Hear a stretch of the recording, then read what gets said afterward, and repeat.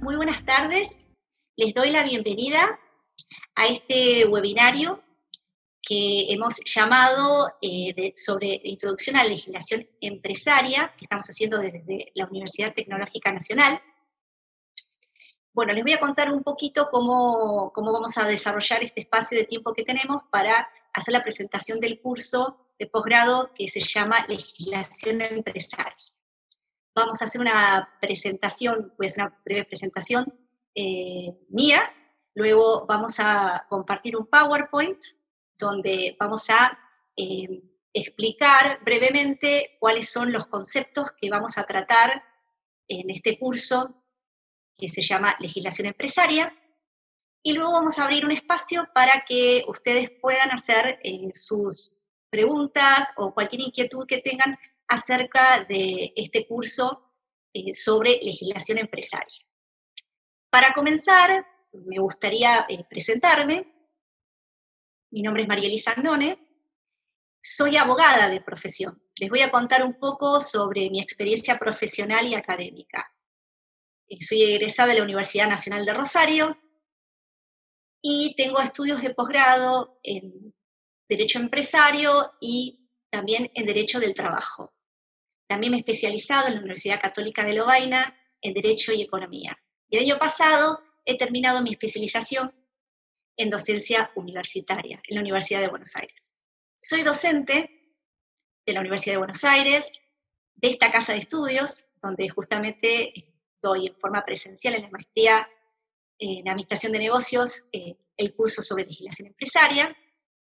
También trabajo en el SEADE, en la carrera de la licenciatura en Administración de Empresas, y en posgrado en la maestría en Derecho Empresario, dando la materia sobre relaciones laborales. Eso en cuanto a mi experiencia académica. Les quiero compartir también en cuanto a lo que ha sido el ejercicio de mi profesión. He trabajado varios años como abogado litigante, en algunas instancias representando a la empresa, en otras representando a la parte trabajadora. Si bien he ejercido en los ámbitos civil y comercial, gran parte de mi experiencia es en el ámbito del derecho laboral. Y desde hace ya unos 15 años que me estoy desempeñando como inspectora del trabajo, la Dirección General de Protección del Trabajo del Gobierno de la Ciudad Autónoma de Buenos Aires. A lo largo de mi profesión, tanto lo que es el ejercicio profesional, como el ejercicio, digamos, en lo que tiene que ver con la academia, me he encontrado en distintos lugares, como ya les he anticipado, he representado a la empresa, he representado a la parte trabajadora y ahora estoy desde el lugar del Estado. Eso me ha permitido poder ver lo que es la complejidad del mundo de las relaciones jurídicas. Este curso que vamos a presentar, esta propuesta de curso, sobre el cual hoy estamos tratando este webinario, es justamente poder brindarle a aquellos profesionales de distintas disciplinas que tal vez no han tenido materias jurídicas o que, si bien tuvieron algunas, quieren actualizar sus conocimientos para que se lleven las nociones básicas sobre las instituciones fundamentales de lo que es el derecho privado. Por eso van a ver que el curso nuestro trata sobre una parte de las nociones básicas, instituciones básicas del derecho civil, como es la persona. Luego desarrolla toda la parte contractual, también se aborda todo lo que es la parte societaria, y también hablamos y hacemos un tratamiento sobre lo que es el derecho laboral. ¿Sí? Voy a comenzar con la presentación.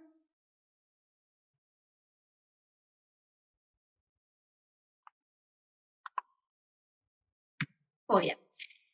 Cuando hablamos de derecho, ¿sí? Derecho privado, lo que empezamos estudiando es la norma más importante, que es el Código Civil y Comercial de la Nación.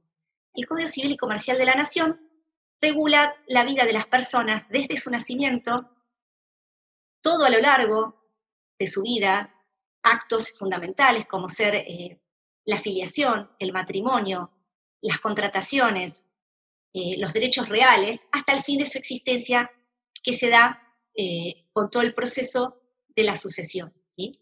Fallecida la persona, el estudio del derecho sucesorio.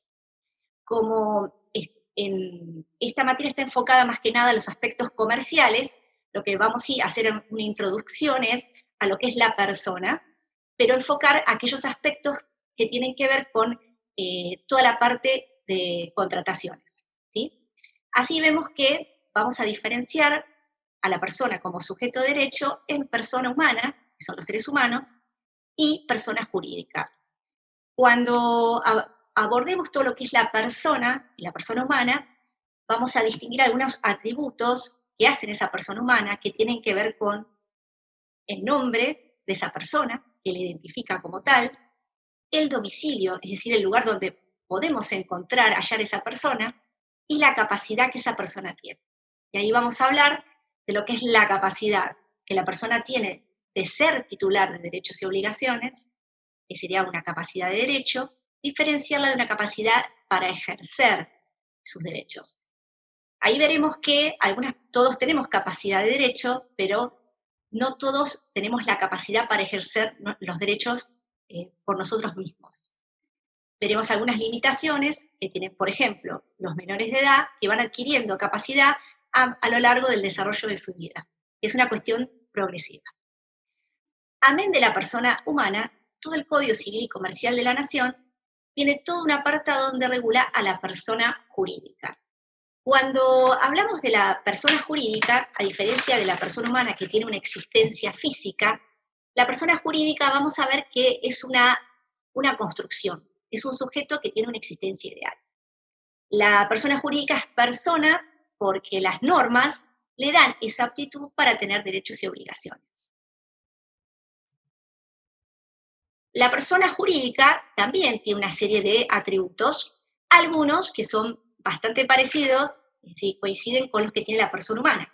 Es decir, también tiene un nombre, veremos que tiene una denominación, que va a depender cómo la vamos a integrar, dependiendo del tipo de persona jurídica de que se trata. La persona jurídica también tiene un domicilio, lo mismo que la persona humana, es decir, tomándolo el domicilio como esa jurisdicción en el que esa persona jurídica tiene su asiento, ¿sí?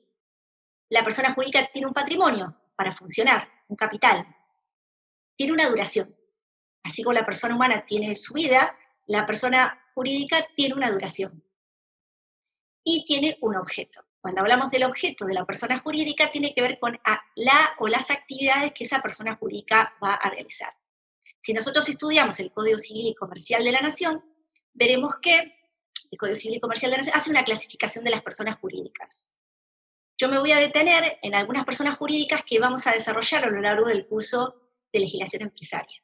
Son personas jurídicas de derecho privado y son las que ustedes están viendo aquí en este slide. Es decir, son las sociedades, las asociaciones civiles, las fundaciones y las cooperativas. ¿Por qué nos detenemos en estas personas jurídicas en particular? Porque dependiendo la actividad empresarial que sea nuestra intención organizar, será el tipo de persona jurídica por la cual optemos para darle forma a nuestro negocio o emprendimiento. Empecemos con la sociedad. La sociedad le vamos a dedicar gran parte de los módulos de este curso de posgrado, ¿sí? La sociedad tiene toda una ley específica que la regula, que es la ley 19.550, que es la Ley General de Sociedades. Ahora, a continuación veremos qué temas vamos a tratar que abarcan específicamente a la sociedad. Lo que caracteriza a la sociedad y que la diferencia de las otras personas jurídicas que estamos viendo aquí es el fin de lucro que tiene. La asociación civil y la fundación veremos que están reguladas en el Código Civil y Comercial de la Nación. ¿Cuál sería la diferencia entre una asociación civil y una fundación? Tanto la asociación civil como la fundación son personas jurídicas que no persiguen un fin de lucro. A diferencia de la sociedad, tanto la asociación civil como la fundación necesita autorización del Estado para comenzar a funcionar, por los intereses que prosiguen, a diferencia de una sociedad. La asociación civil tiene la particularidad de que el objeto que busca tiene que ser un objeto que no sea contrario al interés general o al bien común. Quienes decidan optar por darle a su emprendimiento la forma de asociación civil, lo que van a buscar es que el beneficio de los asociados, futuros asociados. En cambio, la fundación, nuevamente, también como persona jurídica que no tiene fin de lucro, lo que persigue es un interés que es un poco mucho más amplio, que es una finalidad de bien común, ¿sí? Para lo cual se van a juntar, digamos, el aporte patrimonial de uno más personas destinadas a proseguir o conseguir esos fines que busca la fundación. Entonces, reitero, la asociación civil y la fundación tienen una regulación, una normativa, una serie de disposiciones que están dentro del Código Civil y Comercial de la Nación. Por último, nos encontramos con la cooperativa. La cooperativa es otra persona jurídica de derecho privado que tiene una regulación específica en una norma que es la Ley 20.337, es la Ley de Cooperativas, y toda una serie de regulaciones que le está dando el INAES, ¿sí? El organismo es la autoridad de Contralor, ¿sí? Las cooperativas, a diferencia de estas otras personas jurídicas, ¿sí?, son entidades que se fundan en el esfuerzo propio y la ayuda, ¿sí?, de los socios cooperativistas para organizar y prestar servicios, ¿sí? Y se caracterizan, entre otras cuestiones, porque tienen un capital que puede variar, tienen una duración ilimitada, ¿sí? No ponen un tope al número de asociados y capital, y cada asociado cuenta con un voto. Cuando estudiemos, aquellos que desarrollen el curso, decidan optar por seguir este curso de legislación empresaria, veremos la diferencia específica con el tema de las sociedades, ¿sí? Es decir, que dependiendo la actividad que vamos a desarrollar, le daremos la forma jurídica de la persona jurídica que mejor se ajuste al objeto que buscamos conseguir. También estudiaremos, ¿sí?, en la parte de Derecho Civil, de este curso de posgrados sobre legislación empresaria, el acto jurídico, ¿sí? El acto jurídico lo definimos como un hecho humano, ¿sí?, que busca, que tiene por finalidad inmediata, es decir, se realiza con esa finalidad, adquirir, modificar o extinguir obligaciones, ¿sí? El acto jurídico que vamos a estudiar en el curso de legislación empresaria es el contrato y los distintos tipos de contrato. Hay otros tipos de actos jurídicos, como por ejemplo el testamento, pero que no va a ser objeto de estudio de este curso. Y así llegamos a específicamente lo que es el contrato. Como ya les dije, el contrato es un acto jurídico con las características que les comenté, y del contrato sí surgen una serie de obligaciones, ¿sí? Dependiendo del tipo de contrato de que se trate, analizaremos las distintos tipos de obligaciones que surgen, ¿sí? Siempre entendiendo que la obligación es una relación jurídica que se da entre mínimamente dos partes, ¿sí?, donde hay un sujeto activo y un sujeto pasivo, ¿sí? Es decir, y puede haber, o sea, estamos dando a entender que a veces puede haber más de un sujeto pasivo o más de un sujeto activo en la obligación. Y el objeto de la obligación es una prestación. Veremos las características que la ley nos pide para que tiene que reunir esa prestación, ¿sí? Que sea, bueno, una de las características es que tiene que ser lícita, tiene que ser determinada, tiene que ser material y jurídicamente posible. Cuando estudiemos los distintos tipos de contratos, estudiaremos las obligaciones a cargo de las partes.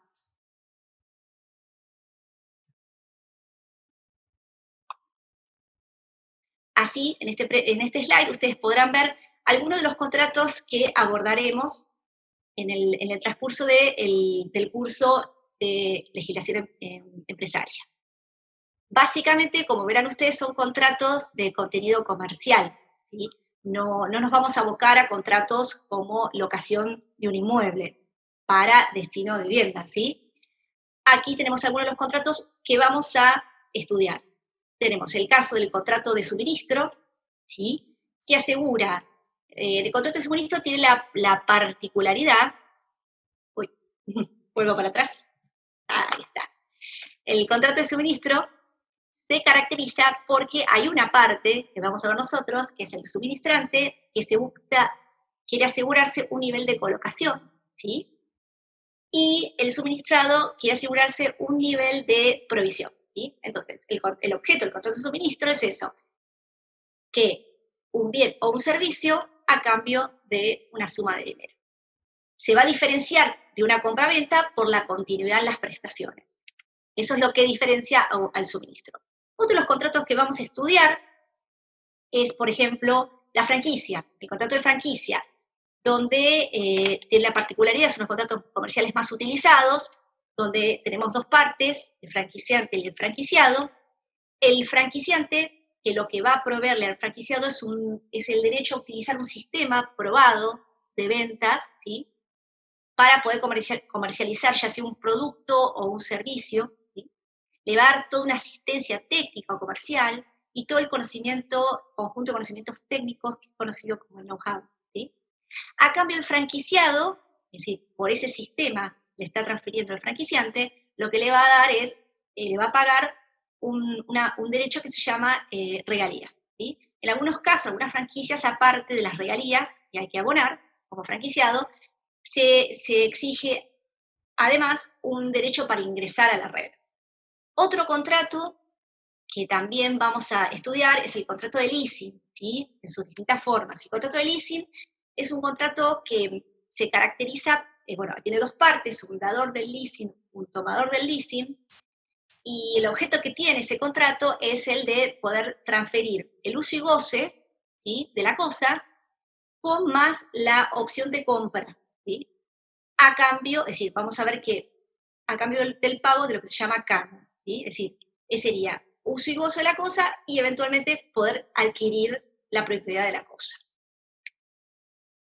También veremos la gama amplia de contratos bancarios, ¿sí?, locación de caja de seguridad, etcétera, depósito, y contratos como la concesión y la agencia.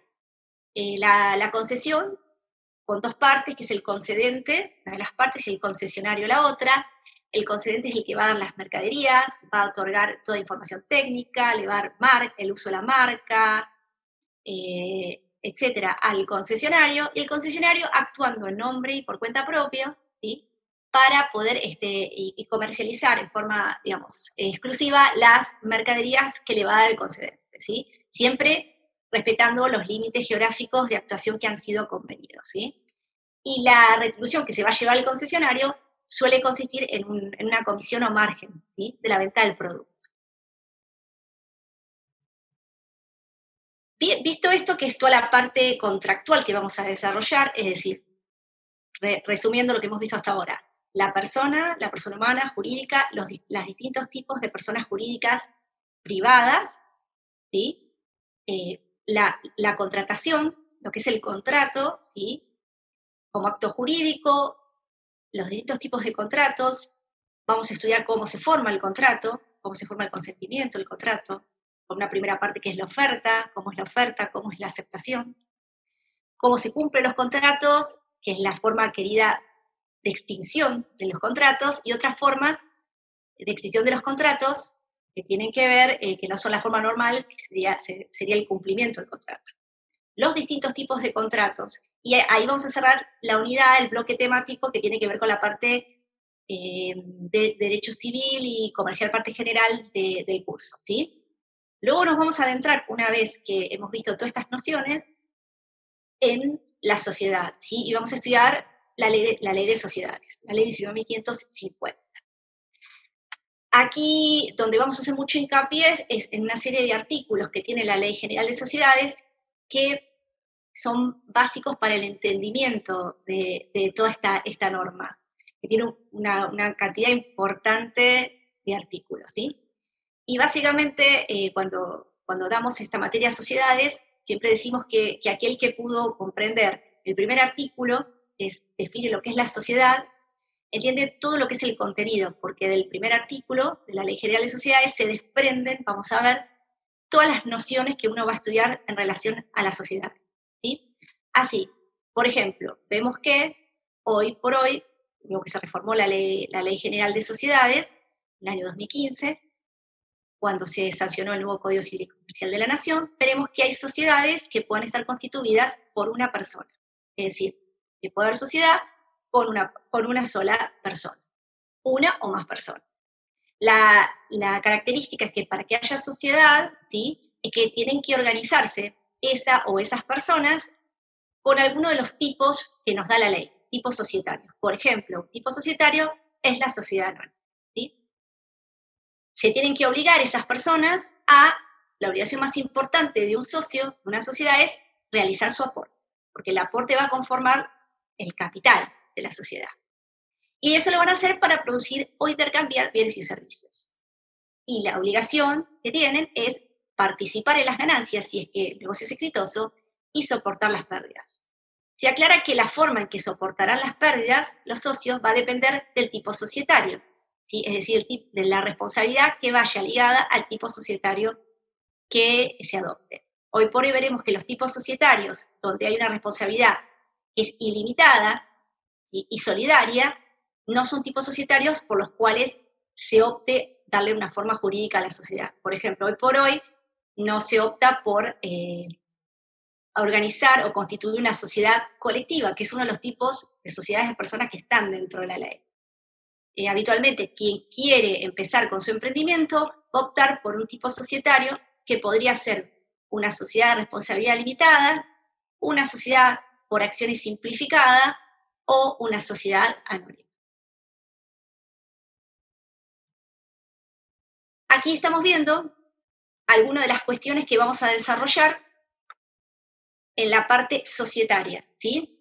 Es decir, vamos a ver, en primer lugar, cómo se constituye una sociedad.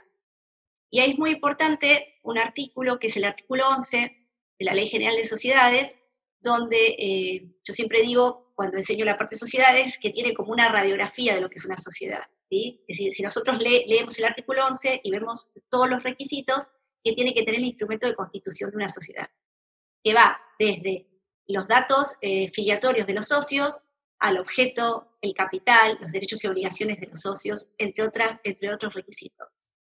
También vamos a estudiar todos los derechos y obligaciones de los socios. La primera obligación que ya hemos visto justamente está dada en hacer el aporte, para conformar lo que ustedes ven ahí en la diapositiva, el capital social. Pero el socio además tiene otros derechos, ¿sí? Tiene derechos políticos, como es el derecho de voto. Tiene derechos como es el derecho de receso, de poder retirarse de la sociedad, en los casos que están contemplados por la ley, y poder tener el reembolso del aporte que hizo. Es decir, hay otros derechos más allá del que le interesa primordialmente al socio que su negocio sea exitoso y tener el derecho a cobrar su dividendo, su participación, ¿sí? Entonces, vamos a ver derechos y obligaciones de los socios. Vamos a estudiar el capital, es decir, vamos a estudiar para qué sirve el capital, qué funciones cumple el capital. Algunas ustedes ya las conocen. La primera función a la que siempre hacemos alusión es la función de garantía, ¿sí? Pero el capital también cumple una función de productividad, es decir, como capital inicial para empezar a desarrollar los negocios. El capital también cumple una función de organización, es un parámetro, dependiendo del capital que yo tengo, de los derechos y obligaciones que tengo como socio. También cuando estudiamos la parte societaria, vamos a estudiar todo lo que es la organización, ¿sí? Porque la sociedad, como persona jurídica, la forma de expresarse que tiene, ¿sí? Es a través de sus órganos. Es decir, la sociedad se expresa a través de sus órganos. Hay un órgano, siempre vamos a encontrar que tenemos un órgano que hace toda la parte de administración de la persona jurídica, hay un órgano de gobierno y hay un órgano que puede o no existir, que es de fiscalización. En algunos casos es obligatorio que la sociedad tenga un órgano de fiscalización que podrá tomar la forma de una sindicatura o de un consejo de vigilancia.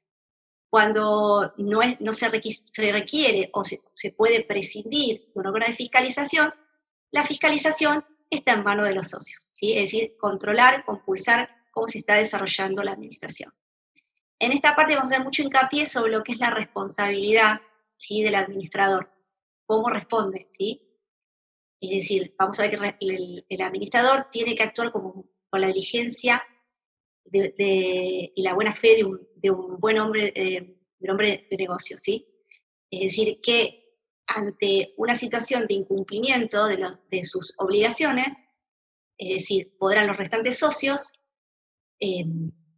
pedir su remoción, ¿sí? Y todo un proceso regulado para remover. A veces no se llega a remover, pero hay instancias de intervención, ¿sí? Eso lo vamos a ver también mucho en la parte de que llamamos vicisitudes y reorganización de las sociedades. Ya, aquellas cuestiones que se pueden presentar a lo largo de la vida de la sociedad, que podría ir desde una situación que deriva en la liquidación de la sociedad, ¿sí? desde una situación de disolución, sin liquidación, como puede ser un caso de una fusión, y después, bueno, todos estos procesos de reorganización, entre los cuales encontramos, uno de ellos justamente es la fusión podría ser un caso, puede ser el caso también de, una, de una transformación de tipo societario, ¿sí?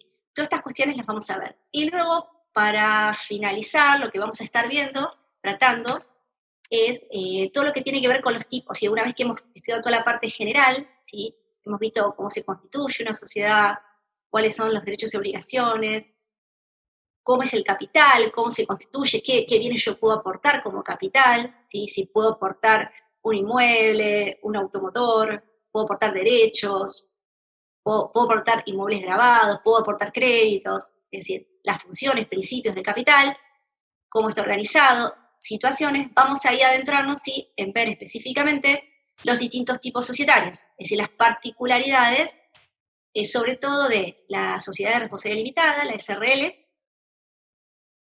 la sociedad por acciones simplificada, que son los dos tipos societarios más utilizados por los microemprendedores, ellos que están comenzando, ¿sí? Y luego ver también la sociedad anónima, que ya lleva todo un estudio más profundizado, porque hay una gran cantidad de normas, de disposiciones dentro de la Ley General de Sociedades que refieren al funcionamiento de los órganos de la sociedad anónima, que tiene una complejidad, como es el caso del órgano de gobierno de una sociedad anónima, que es la asamblea, ¿sí? Vamos a estudiar cómo se convoca una asamblea, los distintos tipos de asambleas que hay, ¿sí? Y cómo se toman las resoluciones en la asamblea. También veremos cómo está organizado un directorio, qué requisitos hay para ser director, cuáles son los derechos y obligaciones, y vamos a estudiar los órganos de fiscalización, ¿sí? Que, reitero, no siempre los tipos societarios necesitan sí o sí tener un órgano de fiscalización, ¿sí? Por ejemplo, la SRL puede no tener un órgano de fiscalización, en algunos casos las sociedades anónimas no necesitan tampoco tener, bueno, optar por no tener. En esos casos veremos que la fiscalización, al no estar en manos de un órgano específico, lo reitero, lo hacen los propios socios. Una vez que hemos estudiado toda esta parte referida al derecho societario, al bloque de derecho societario, vamos a ingresar en lo que es el mundo de las relaciones laborales de la empresa. Y acá vamos a tratar varios temas, ¿sí? Vamos a tratar temas que tienen que ver con lo que llamamos derecho individual del trabajo, ¿sí? Es decir, lo que es específico del contrato de trabajo. Vamos a ver cuestiones que tienen que ver con el trabajo y la salud de los trabajadores. Y vamos también a ver cuestiones que tienen que ver con el derecho colectivo, ¿sí? La parte sindical, ¿sí? En la parte laboral de una empresa, ¿sí? Vamos a tratar de ver aquellos temas que hoy por hoy suscitan más divergencias en todo lo que es la doctrina y la jurisprudencia. Entonces, por eso vamos a tratar casos muy particulares, es decir, donde lo que se pregunta uno es si existe o no relación de dependencia, ¿sí? Y si, en el caso, como ustedes ven aquí en esta diapositiva, cuando hay relación de dependencia, ¿sí? Se aplica el derecho del trabajo. Cuando el trabajo es autónomo, que sería una locación de servicios, una locación de obras, un contrato de prestación de servicios se llama ahora en el Código Civil y Comercial de la Nación, ahí ya no se regula por la Ley de Contrato de Trabajo, sino que se regula por el Código Civil y Comercial de la Nación. Todo lo que es, aclaro, a manera introductoria, luego lo veremos en el desarrollo del curso, todo lo que es el derecho del trabajo tiene varias normas que lo regulan.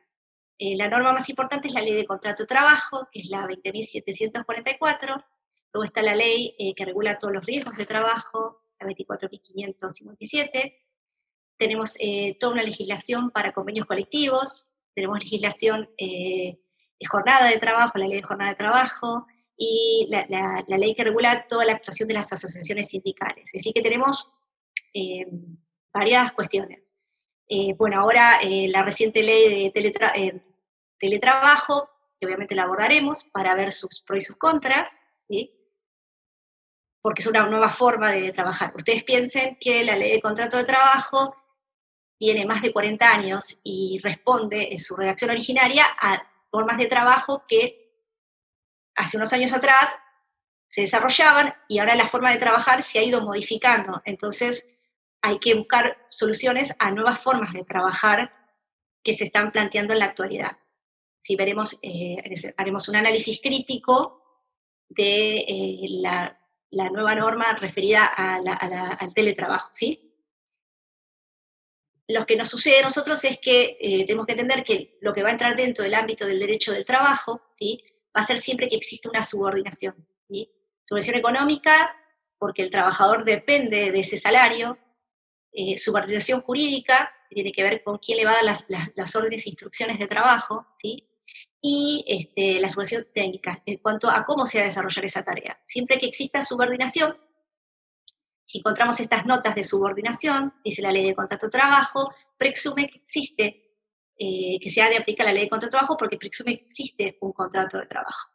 Luego veremos algunas cuestiones que tienen que ver con una cuestión que se da mucho en la actualidad, que tiene que ver con la tercerización de servicios y cómo se resuelven esos casos, dependiendo si hay una subcontratación de una tarea o actividad principal de la empresa, si para contratar hay una interpósita persona, quién es el empleador. Todas estas cuestiones también las vamos a evaluar a lo largo del curso. Y veremos zonas grises, ¿sí? Zonas grises, como vamos a ver aquí en la diapositiva que viene, ¿sí? Donde nos preguntaremos si hay o no relación de dependencia, si es un falso autónomo, o si hay una situación de parasubordinación, ¿sí? De trabajo parasubordinado.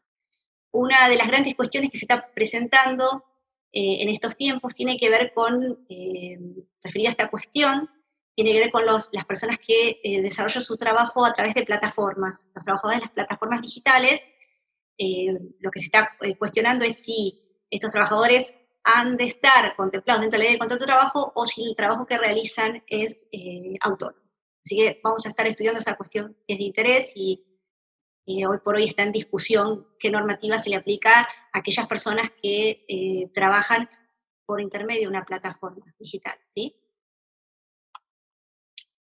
Luego nos vamos a meter y estudiar con profundidad, como ya les adelanté, todo lo que es, cuando estudiamos el contrato de trabajo, todo lo que son los derechos y deberes de las partes, ¿sí?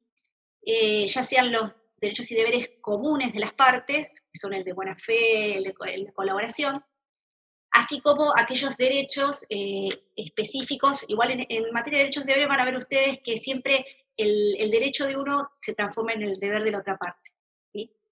Entonces, sí vamos a estudiar mucho, que es de siempre interés en estos cursos de administración de negocios, es todo lo que tiene que ver específicamente con el ejercicio del poder disciplinario, cómo se ha de ejercer, qué pautas hay que seguir, para que luego, y qué tipo de sanciones hay que aplicar, y cuándo hay que aplicar, y cómo hay que notificar las sanciones.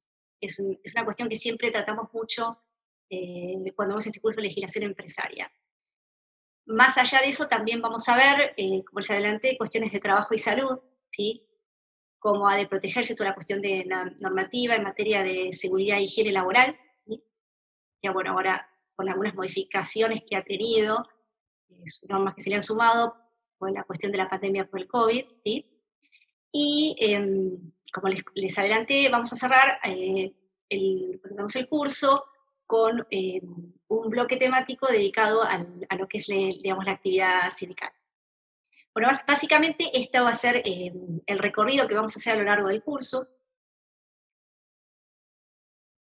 Es una pequeña síntesis, porque lo que pretende brindar este curso, como ya les adelanté, es para aquellos profesionales que son de otras disciplinas, de otras carreras, que nunca tuvieron una materia jurídica o que la tuvieron y la vieron hace muchos años atrás en su carrera de grado, o que quieren actualizar y quieren saber cómo, frente a un determinado conflicto que se les plantee, ya sea un conflicto en materia contractual, un conflicto en materia civil, comercial o laboral, es decir, qué herramientas tener para poder encarar de la mejor manera posible.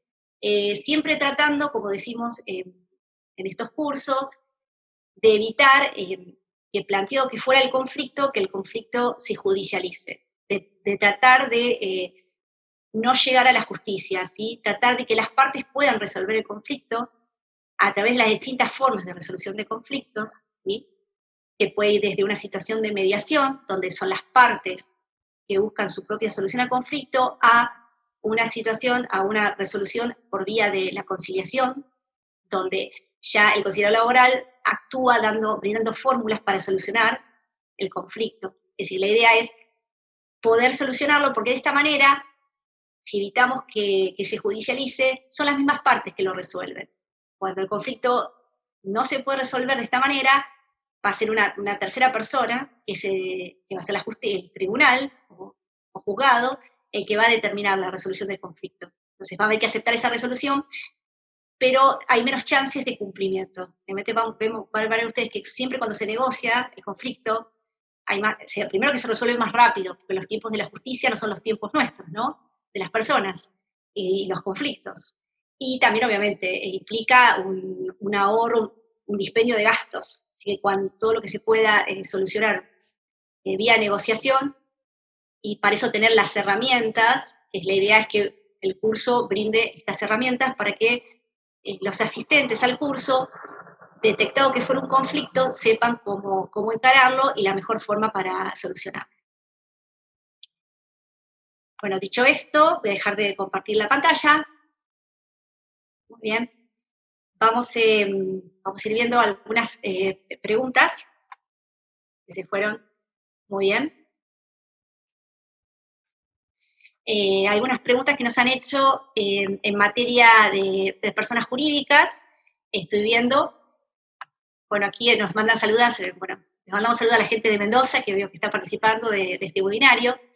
La regulación de cooperativas, la pregunta que nos hace Marcos, sí, efectivamente, la cooperativa tiene esta regulación en la ley de cooperativas, que es la ley 20.337, esa es su ley marco, ¿sí? Y después ustedes van a ver que para aquellos que quieran constituir una cooperativa, el Instituto Nacional de Asociativismo y Cooperativismo, que es el INAES, da toda una capacitación previa, una serie de resoluciones que hay que cumplir, para que las personas se interioricen acerca de cómo funciona una cooperativa, ¿sí? Entonces, ese es el marco legal que tienen. Con respecto a las asociaciones civiles, que es una consulta que está haciendo aquí Débora, ¿sí? Las asociaciones civiles, sí, tienen una regulación, la regulación que ellas tienen que ver con la regulación que les da el Código Civil y Comercial de la Nación. Ustedes van a ver ahí, en el Código Civil y Comercial de la Nación, que está regulado todo lo que tiene que ver con la asociación civil, ¿sí? Cuáles son los órganos, el tema del objeto, los aportes. Lo que va a diferenciarse con respecto a las provincias va a ser los trámites que yo tenga que hacer y dónde la voy a tener que inscribir, ¿sí? Si ustedes están en el ámbito de la Ciudad Autónoma de Buenos Aires, la asociación civil la van a inscribir en la Inspección General de Justicia. Muy bien. A ver, voy a seguir contestando algunas preguntas.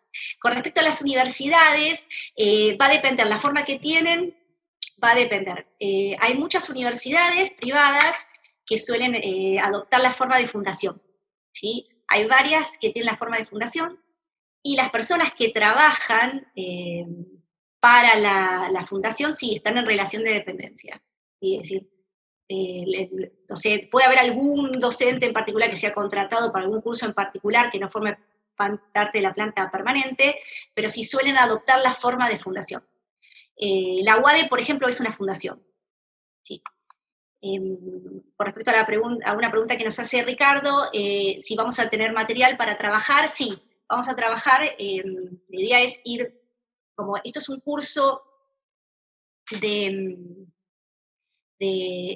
posgrado y que se hace a distancia, vamos a ir trabajando con presentaciones en PowerPoint, y también vamos a ver algunos materiales de lectura, artículos, sobre todo cuando tratemos estas cuestiones novedosas, que tiene, por ejemplo, que les adelanté el tema del teletrabajo, plataformas digitales, etcétera. Con respecto, hay una consulta sobre las organizaciones no gubernamentales. Las asociaciones no gubernamentales pueden tomar distintas formas jurídicas. Algunas podrán adoptar la forma de una asociación civil, algunas podrán ser simples asociaciones, ¿sí? La mayoría son asociaciones civiles, entonces van a tener la regulación del Código Civil y Comercial de la Nación. ¿Sí? Muy bien. Bueno, hay algunas consultas que preguntan si se necesitan estudios de grados o las formas de inscripción al curso. Todas esas preguntas pueden evacuarlas escribiendo al mail de la facultad, ¿sí? Es decir, los requisitos para poder hacer el curso y cómo se pueden ir inscribiendo. Hay algunas consultas que estoy viendo aquí en el chat al respecto. A ver. Hay una consulta de materia de sociedades de responsabilidad limitada, y con respecto a las uniones transitorias de empresa también. Está interesante, es una pregunta que está haciendo Cristian, ¿sí? Con respecto a la unión transitoria de empresa. La unión transitoria de empresa es un contrato asociativo, ¿sí? En realidad no surge una persona jurídica, ¿sí? De la unión transitoria de empresa, es un contrato. La unión transitoria, antes se llamaba unión transitoria de empresa, se llama unión transitoria. Se utiliza mucho, por ejemplo, para desarrollar obras de ingeniería. Por ejemplo, la línea de subterráneos, la última que se desarrolló, que va a llegar hasta Facultad de Derecho en Buenos Aires, ha sido producto de una unión transitoria de dos empresas. En cuanto a la responsabilidad que van a tener, va a ser que esas firmas, que son dos sociedades en particular, ¿sí? Que se hizo, una de ellas fue Dicasa, que es una empresa constructora, de este ejemplo para hacerlo más fácil de entender, Dicasa, y la otra fue Techin, que trajo toda la parte de tecnología. Es un contrato asociativo la unión transitoria, ¿sí? Entonces, las responsabilidades que tengan van a ser las que fijen allí dentro del contrato que hagan. Ahora bien, la unión transitoria tiene una particularidad que si bien no surge un sujeto de derecho, puede ser empleadora. Yo creo que tal vez la pregunta que está haciendo Cristian apunta a eso. Puede ser que la unión transitoria tenga empleados, en cuyo caso ahí sí, ahí habría solidaridad con respecto a los empleados. Muy bien. Hay una consulta sobre vacaciones, que hace Tati, sobre vacaciones del personal con pandemia. Perfecto.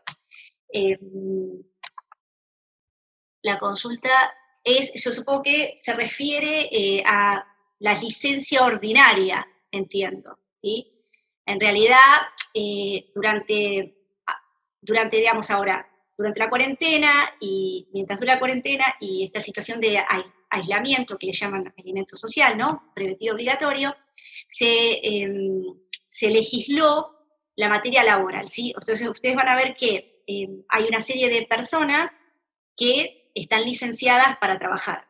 Son mayores de 60 años con patologías previas. Esas personas no tienen obligación de trabajar, ¿sí? Están exentas. Los mayores de 60 años, la excepción sería que se dediquen a una cuestión de salud y sean personal esencial. En cuanto a la licencia ordinaria, no hay. Yo creo que tal vez la pregunta apunta si es obligación tener que tomarse, supongo que la pregunta apunta a eso, es decir, si el empleador me puede obligar a tomar vacaciones durante este periodo de tiempo. En realidad, el tema de las vacaciones referido a la licencia anual ordinaria, cuando el periodo que se otorgan van desde, ustedes saben, empiezan a correr desde octubre hasta marzo, ¿sí? Yo entiendo que no debiera, durante este periodo de tiempo, ¿sí? Obligar al trabajador a tomarse vacaciones porque no hay tarea, ¿sí? Y después también va a depender mucho del tipo de actividad que realice, porque hay actividades que están autorizadas a trabajar, ¿no? Creo que apunta un poco a eso la pregunta. Requisitos, estoy viendo algunos requisitos para realizar trabajo autónomo.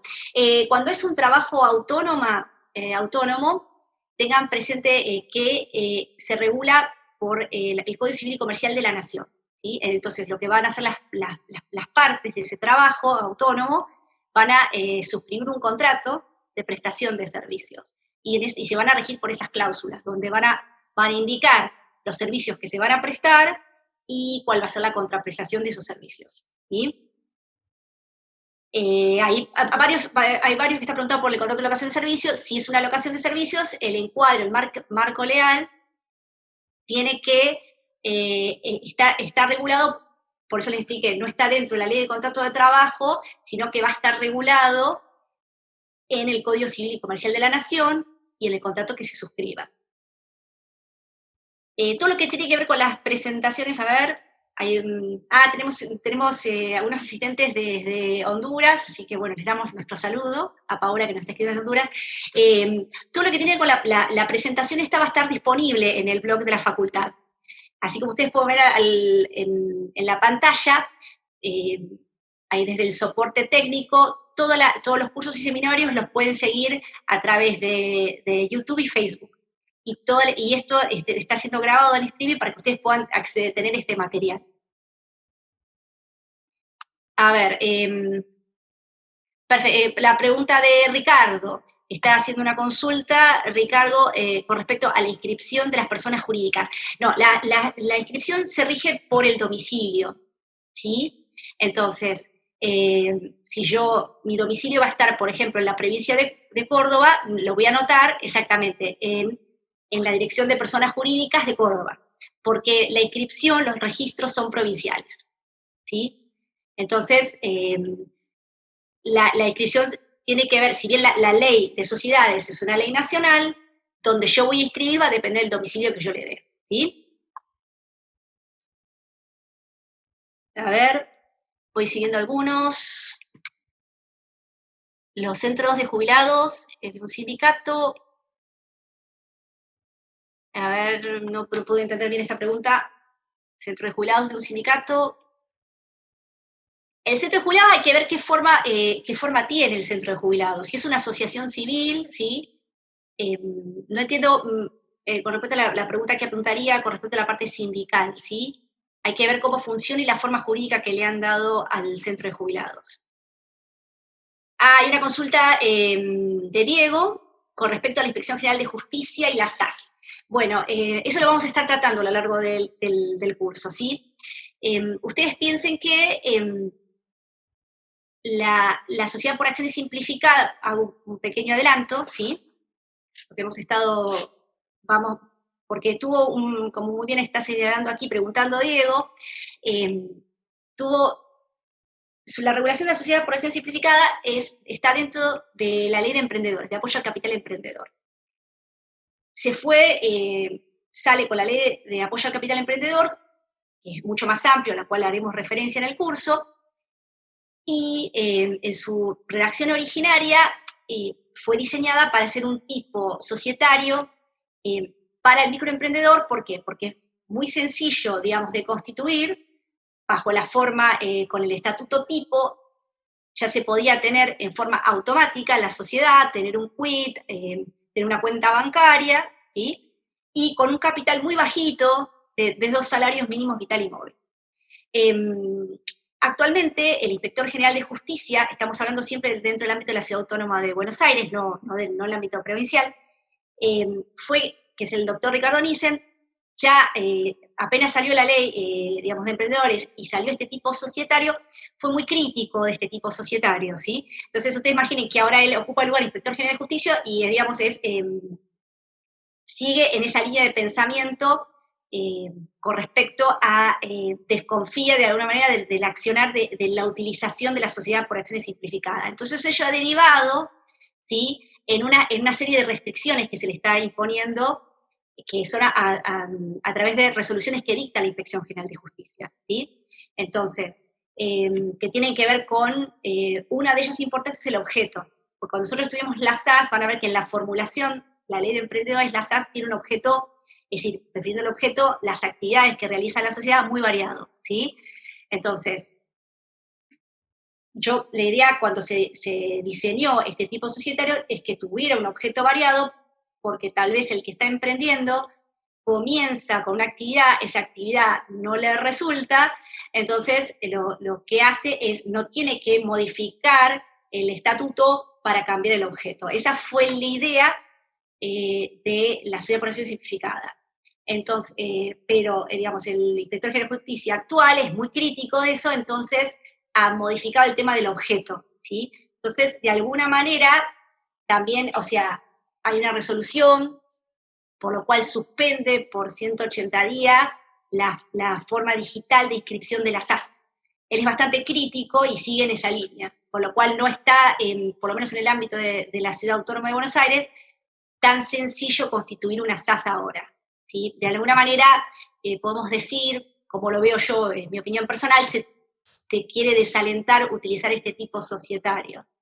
Yo les comentaré que a mí me parece un tipo societario, mi opinión personal, muy útil, y lo he visto en microemprendedores que tienen un pequeño capital, ¿sí? Y les sirve como forma para empezar de alguna forma jurídica a su emprendimiento, ¿sí? Pero esa es mi opinión, y bueno, cuando lo veamos a lo largo del curso, vamos a brindar, digamos, las distintas posturas sobre las SAS para que ustedes puedan saber, digamos, doctrinariamente, las distintas posturas y puedan adoptar la que ustedes consideren más, más acertadas. Yo, digamos, disiento, digamos, respetuosamente, porque yo, con las resoluciones que hay de prisión de justicia, porque a mí me ha parecido y lo he visto como un tipo societario muy, muy conveniente para el microemprendedor. A ver. En pandemia, voy a ir leyendo algunos, ¿sí?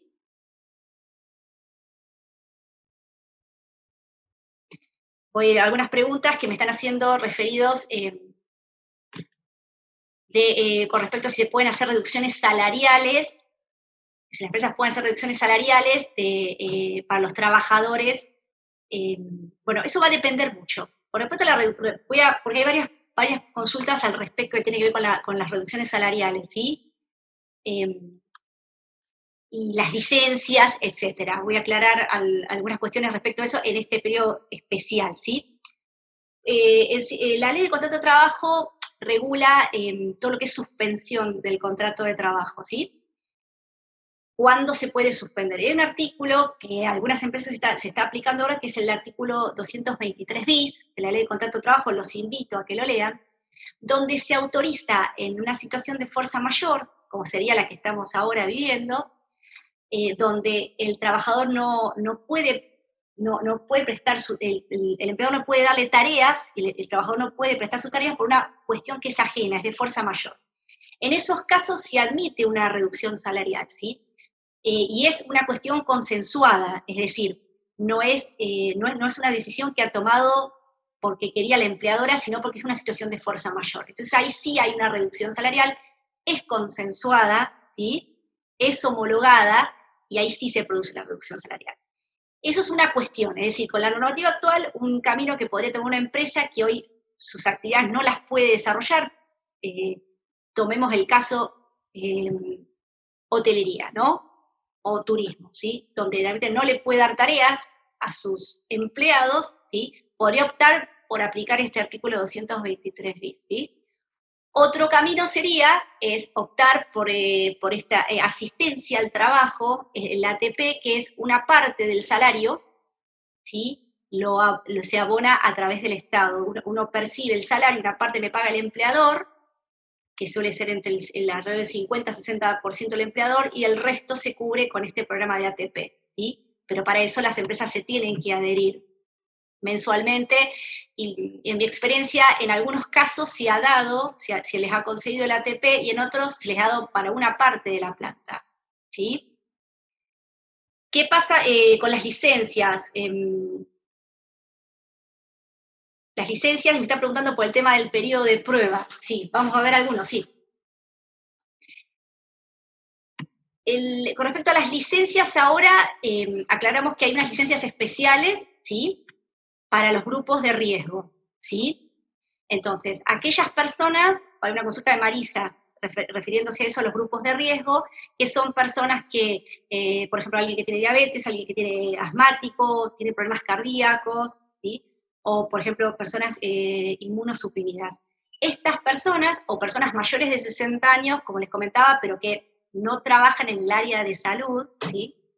Estas personas, lo mismo que aquellos que tienen niños en edad escolar, sí tienen, digamos, son licenciados y obviamente tienen el derecho a percibir sus saberes como el resto del personal, ¿sí? Exactamente. Lo que podría ser en estos casos, como no pueden prestar tareas en forma presencial, algunas empresas, firmas, lo que están haciendo es, al no poder darles tareas presenciales y la tarea lo admite, la actividad que realiza lo admite, le están dando, prestando sus tareas a través de teletrabajo, ¿sí?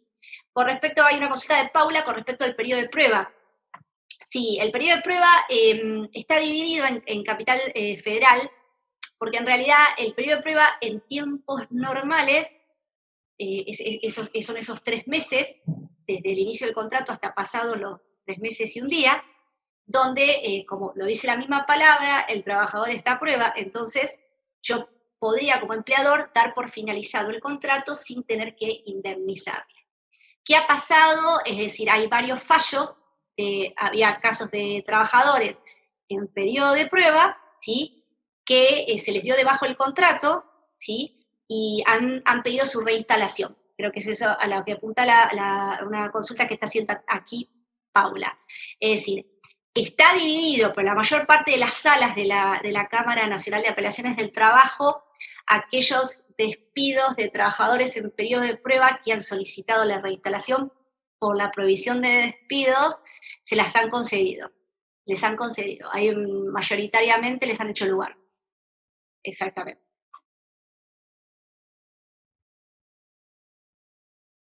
Hay una consulta de reducción de la jornada. Supongo que apunta, sí, hay varias preguntas de reducción de la jornada. Si se reduce la jornada o se reduce o se modifica la jornada. En algunos casos, algunos trabajadores que pasaron a hacer teletrabajo manifiestan que se les ha incrementado la jornada laboral, ¿sí? Si se reduce por una cuestión de que se presta menos tareas, pero se está igual prestando tareas, el salario es el mismo, ¿sí? Es decir, hay una reorganización de tareas porque hubo una modificación. Hay algunas empresas que están haciendo algunos días de trabajo presencial, rotativo del personal, y otros días hacen teletrabajo. Exactamente. Hay una consulta sobre la ley de teletrabajo, sobre mi opinión que está haciendo Claudia. ¿Qué opino yo de la ley de teletrabajo?